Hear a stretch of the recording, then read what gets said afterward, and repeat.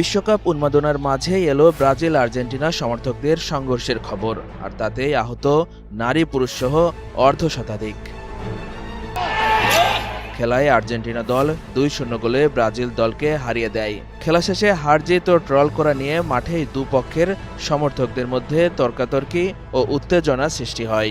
Argentina আর ব্রাজিলে খেলা আছে, ব্রাজিলে গোল খাইছে, আজ আর্জেন্টিনা জিতছে। এখন খেলাটা তো আমরা বাংলাদেশও, আর নাম হইলে দেশের, মানে আমরা যে কেন এবার কেন হয়েছে আমরা এটা চাই না। আমরা দেশ মারামারি থেকে যেন আমরা মুক্ত থাকি আর শান্তি শৃঙ্খলাভাবে থাকতে পারি। বুধবার 3 জুন সিলেটের হবিগঞ্জ সদর উপজেলার লোকড়া ইউনিয়নের কাশীপুর গ্রামে সংঘর্ষের ঘটনা ঘটে।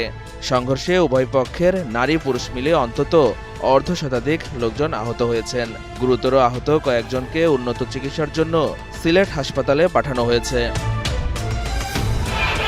স্থানীয় সূত্রে জানা যায়, মঙ্গলবার 2 জুন বিকেলে কাশীপুর গ্রামে দুদল যুবকের মধ্যে আর্জেন্টিনা বনাম ব্রাজিল প্রীতি ম্যাচ অনুষ্ঠিত হয়। পরে 2-0 গোলে হেরে গেলে ধারাভাষ্যকার মাইকে ঘোষণা দেন। এ নিয়ে উভয় পক্ষের মধ্যে তর্কাতর্কি হয়। পরে স্থানীয়রা বিষয়টি মীমাংসা করে দেন। তবে বুধবার 3 জুন সকালে উভয় পক্ষের লোকজন আবারও তর্কে জড়ান। পরে তারা দেশীয় অস্ত্র নিয়ে সংঘর্ষে জড়িয়ে পড়েন।